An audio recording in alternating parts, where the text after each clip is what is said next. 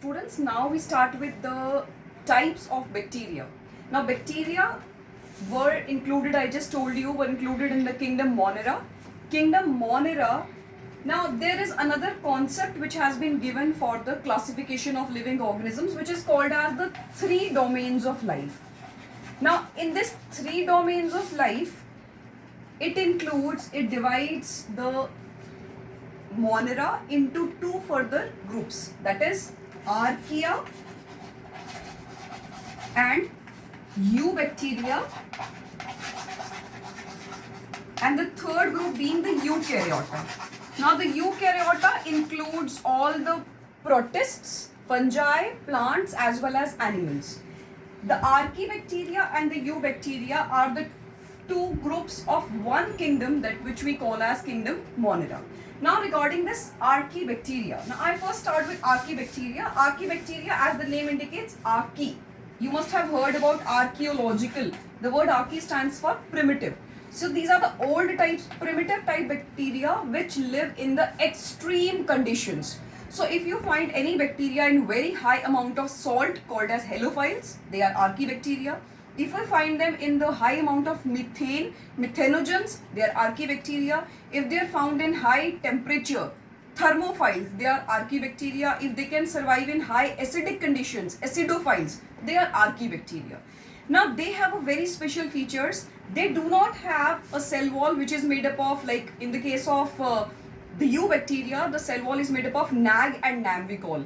But NAG and NAM are not there here. In the case of Archaebacteria, they have a cell wall which is made up of polysaccharides and proteins. Now the polysaccharides are not cellulosic.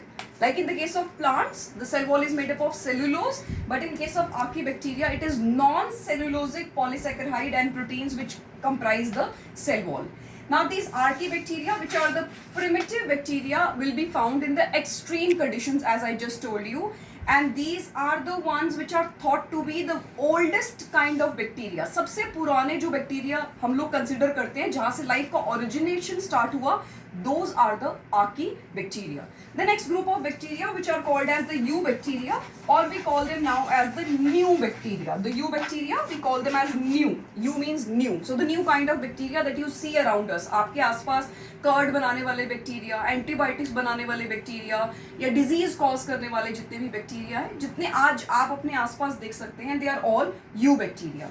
Now eubacteria have a cell wall which is made up of NAG and NAM components, which stands for N-acetyl glucosamine and N-acetyl murine. These are the two components of cell wall of the eubacteria.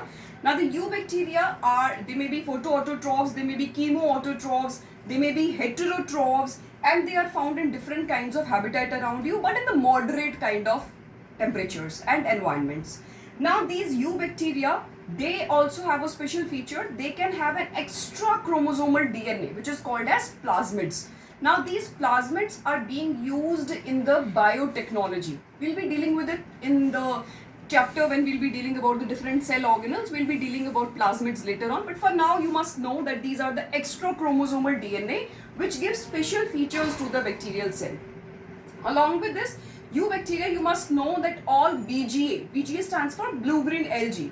Blue-green algae, which are now called as cyanobacteria, are also a part of the eubacteria. They have a specialized structure called heterocyst, which helps in the fixation of the nitrogen. So BGA along with all the other kind of bacteria around us together form the eubacteria.